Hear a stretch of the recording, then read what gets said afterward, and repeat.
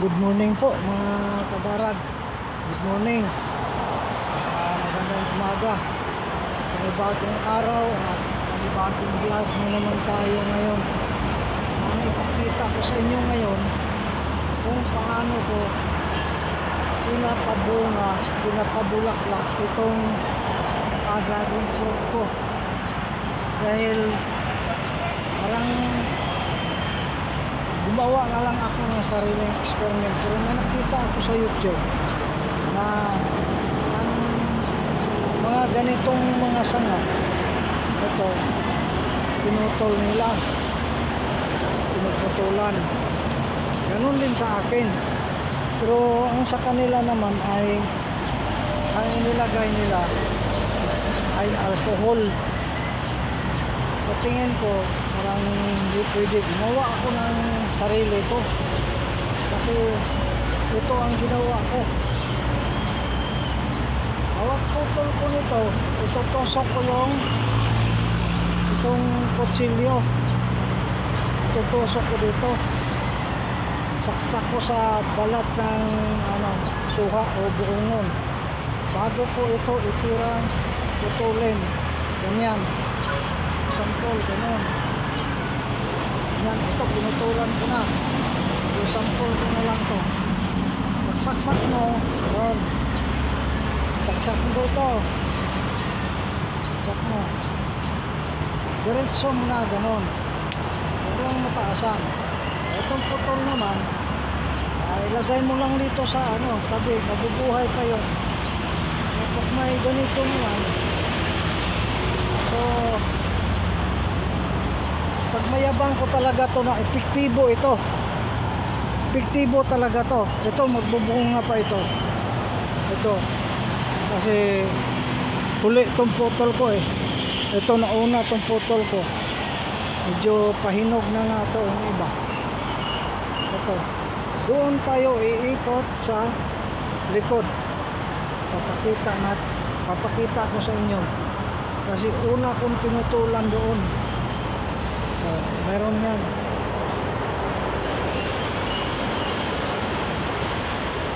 Ang taas hindi ko masyado naputulan yan, pero ayahan mo na. Ito. Ayun. Na. Itong mga ganito, ganitong bulaklak, hindi magtutuloy yan. Tanggalin nyo na yan at itapon na. Hindi magtutuloy yan. Itong ganito. Medyo may pagkadilawa ay yan, basta dilaw na yan, may pagka orange na kulay, di tutuloy yan. Ito napilitan, putulan kasi yan eh, naputulan ko na. Ikot tayo sa likod, sama tayo, tara, samahan nyo ko kung unsa ka epektibo yung mga may mga dragon fruit. Hindi sa mayabang.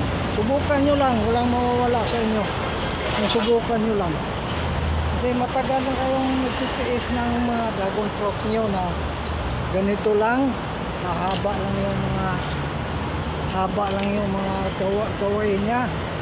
Tapos hindi bunga, bulaklak. Huwag na, hindi na kayo magtiyaga dyan. Ikot tayo sa likod. Papakita ko sa inyo kung gaano ka-epektibo. Ito, yung mga ganito. Yun. Yun, balat ng suha. Itusok nyo yung kutsilyo nyo. Itusok nyo. Dito tayo sa likod. Wow! Dahan lang. Tumubo na pala yung maiba naman ha, tumutubo na pala yung papaya na malalaki. Galing Batangas yan.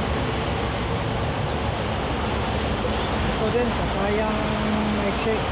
Ito na ang likod ko. Ito hindi ito namunga dati pa, hindi nagbubulaklak to. Ito magbubulaklak pa to. Siguro sunod nito mahinog na to. Kanina umaga maganda tingnan yan eh. Maganda tingnan yan kasi bumubuka siya.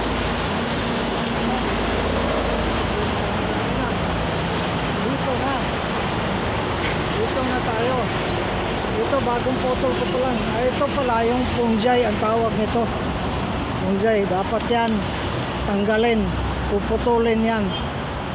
Pero yung pagputol mo ganito na, diretso na yan, tuloy na yan. Yun, dapat matalas ang kutsilyo mo. Meron pa sa itaas, kaya lang natin putulan. At ito putulin dito. Hindi pa yun, itanin mo.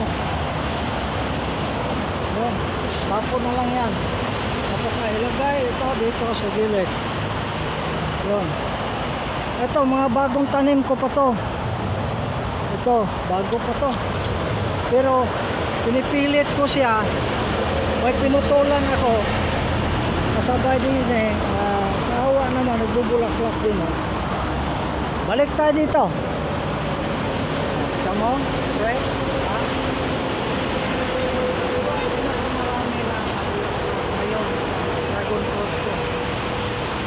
Susurtihin man, susurtihin lang.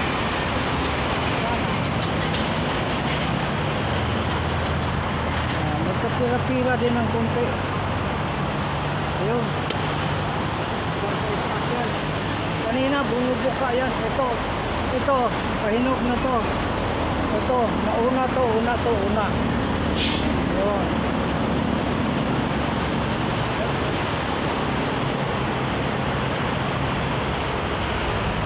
Sa mga gusto mag-experiment dyan, subukan nyo lang. Bro Loloy, diba may dragon fruit sila manang mobilin dyan sa Tangob. Ito galing to sa Tangob eh. Dala ko to, galing ng gano'n to. So kung gusto mo, ganito ang gagawin mo. Huwag lang masyadong mahaba ang pagputol. Siguro di aabot ng isang dangkal, mga kalahating dangkal lang putol mo. Ayan. Ano? Tayo. Ito sa baba magbubulaklak. Ito ang una nakuhaan ko ng hinog, pero malay mo magbubulaklak pa yan. Ito dami nito. Sana man lang maawa kayo sa channel ko. Subscribe nyo naman ako, Kabarad TV Official. Subscribe nyo ako. Ganito lang Pero yung bago tayo wala. Tulad ng ganito, hindi pa masyadong magulang yan, hindi pa pwede putulan yan. Tulad ng ganito, hindi pa masyadong magulang yan. Pero yung ito, lagim-lagim na, pwede na yan. Pwede na yan putulan. Ito, pinutulan ko na nga, hindi pa nagbulaklak. Basta itong mga ganito, yun. Ito, yung mga, kung tawagin yung bubot, ringhod pa ba sa Bisaya. Ito, hindi pwede putulan ito, bago ito. Puro dragon fruit to, papunta doon sa itaas. Doon, puro dragon fruit na yan. Puntahan natin dito. Basta lahat ng ko dito, puro dragon fruit na to. Maawa lang na mabubuhay ito. Siguro na.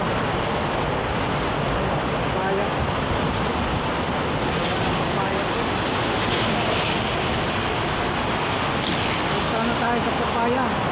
Wala tayo dyan, basta yun na. Medyo marami-rami na rin nakalbos ng kamote ko. Balik tayo sa dragon fruit. Balik tayo doon. Basta huwag niyong kalimutan itong nasabi ko. Ito lang.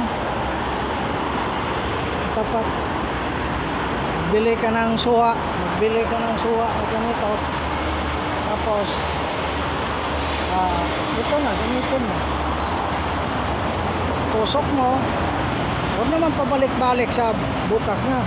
Patabi-tabi lang, paiba-iba. Bago ka magputol. Yun na, focus na natin to. Mabot sa mga 70 piraso to, binilang ko. Mabilangin nyo nga, pati sa likod. Kaso lang, di maano. Basta na sa marami-rami to. Ayan.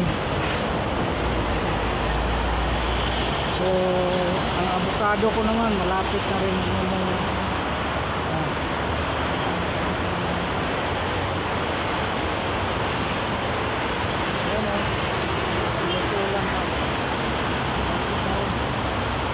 Salin na natin tong pang ano dito, pang elemento. Ayun, rambutan to.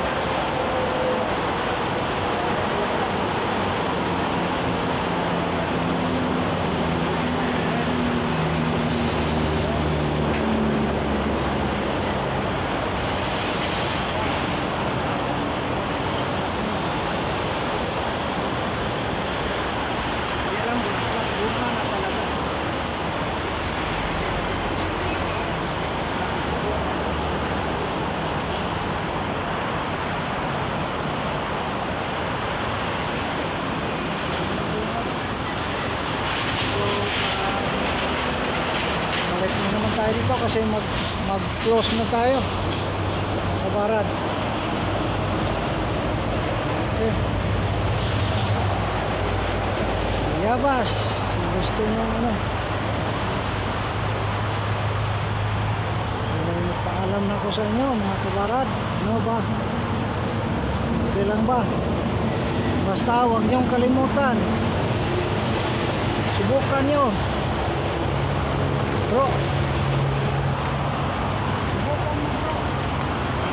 Ganito lang, huwag mong kalimutan, pagkatapos mo no, dito na naman sa tabi nito, doon, busok mo kanya, may hugot, putol, balik mo naman dito. Ito lang ang pampadami ng bunga. Maniwala kayo sa akin, walang mawawala sa inyo kung subukan nyo to at hindi mamamatay itong dragon fruit nyo. Basta ang medisina nito malakas. Maniwala kayo sa akin kung hindi. At kung nasubukan nyo na, subscribe nyo naman yung channel ko para monetize na ako. Sana man lang itong tinuturo ko sa inyo, dito naman sabihin na magaling tayo, pero talagang totoo, aprobado, may proof talaga na dito ko na naranasan. Aba, okay pala to. Diba? Dahil sa amoy nito, may medisina, may bino ito. Malayo ang alcohol nito kaysa ganito. Sariwa ka, walang mga medisina. Sariwa ang medisina na nakalagay dito. Kahit pisilin mo, pag matalsikan ka sa mata nito, ang anghang, grabe, luha-luha talaga. Kaya pag sila makaamoy nito, luha-luha talaga sila. Yun ang mga luha nila, oh. Luha-luha talaga, mamumulaklak talaga. So babay na lang lahat na makapanood itong vlog ko. Subscribe nyo ko. Ito lang, putbo, kutsilyo at buongon. Sa Tagalog, suba. Bye-bye! Shout out sa lahat ng mga secret viewers at mga subscribers ko na patuloy pa rin nanonood paminsan-minsan. Okay lang. Bye-bye! I love you.